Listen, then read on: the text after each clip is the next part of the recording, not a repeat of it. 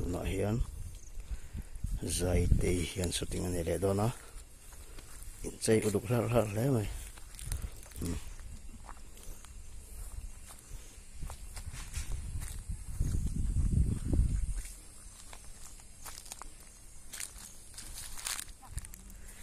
music video behind the scene ani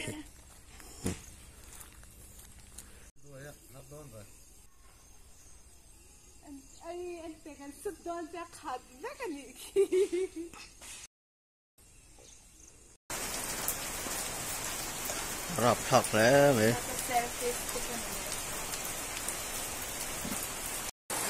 music video shooting kan nei meka ro hian min bum ro deu wangin kan ti sun jom lai thei lo wa kan chola ni music video kan shoot lai hi kema mi malpul bi kan ni lo wangin ka ti lang tam thui lutuk thei lo wa ka khain set thiam na karon deal bokani e chol me kani ro sur wangin so lampang so saling pay khania saling tlang tung pay nal le mai maro chu shooting kan nei lo line ro sura chulanga ya khirai khi eti sitwang ania chumina bodewa surai samuthi tlang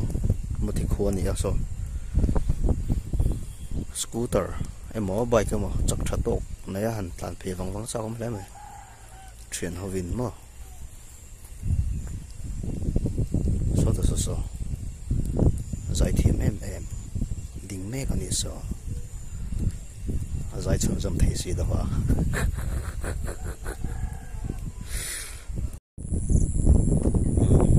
khoron ving da wa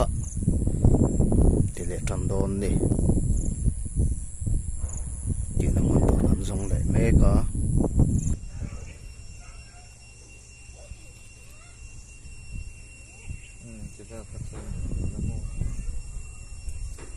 hay là bạn có mấy rau má mà làm tốt hơi là cái gì có thế lại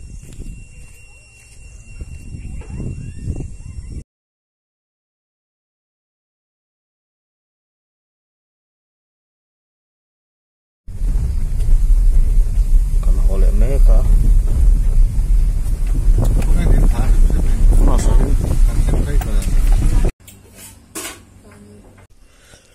alright sania su pika choma tui dom tuk